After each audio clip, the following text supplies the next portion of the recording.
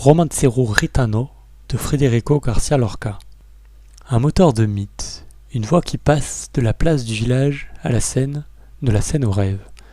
On se dit, ce sera pittoresque. On découvre une mécanique d'image qui sert le corps. Lorca coupe dans le réel, il laçonne. Et quand on lève la tête, l'Andalousie ne fait plus décor, elle parle. Le livre, c'est une suite de romances, ces ballades à 8 syllabes avec assonance au vers pair. Une forme populaire, vieille comme l'éveillé, que Lorca relance comme on accorde une guitare. Les motifs reviennent, obstinés. La lune, les couteaux, les chevaux, la guarda civile. Des figures s'allument et s'éteignent. Preciosa, emportée par le vent, la Casada Infiel, Antonio el Cambrio, la Rioja qui dégénère. On suit des histoires, oui, mais surtout on souffle.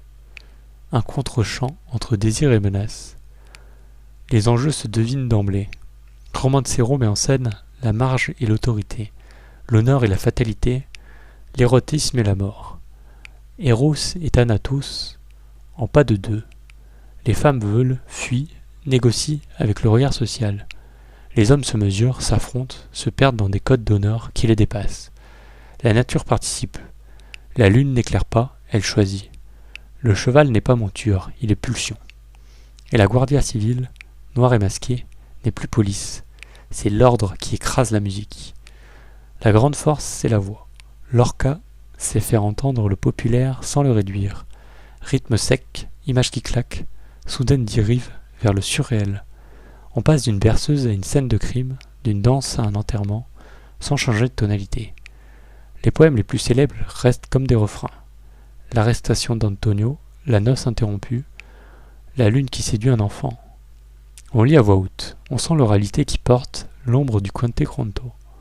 L'appel d'un cœur qui n'a pas besoin de micro. Il y a des résistances et il faut les regarder. Le gitan peut devenir emblème commode, masse exotique qui risque d'aplatir une culture vivante.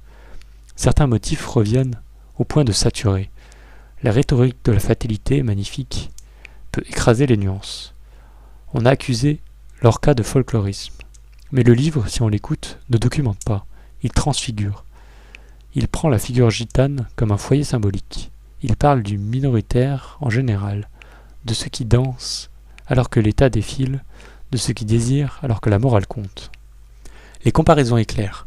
On entend la vieille tradition des romances espagnoles, mais aussi l'avant-garde qui casse la syntaxe des évidences. On pense au blues pour la plainte qui devient forme, au fado pour la beauté du non résolu.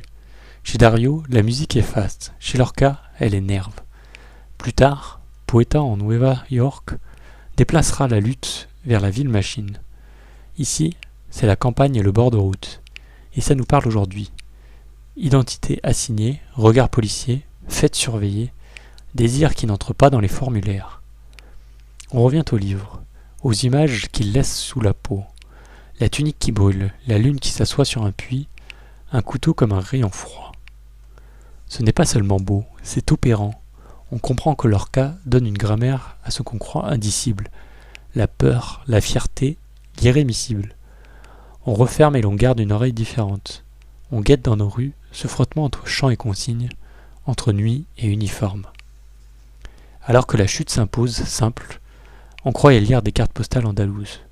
On repart avec une leçon d'écoute. Dans le Romancero Gitano, la langue n'orne pas le monde. On y met des fers à cheval.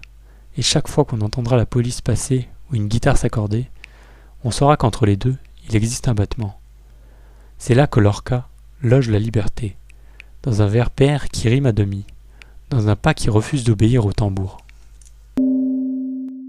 Retrouvez le lien pour commander le livre en version papier ou audio dans la description.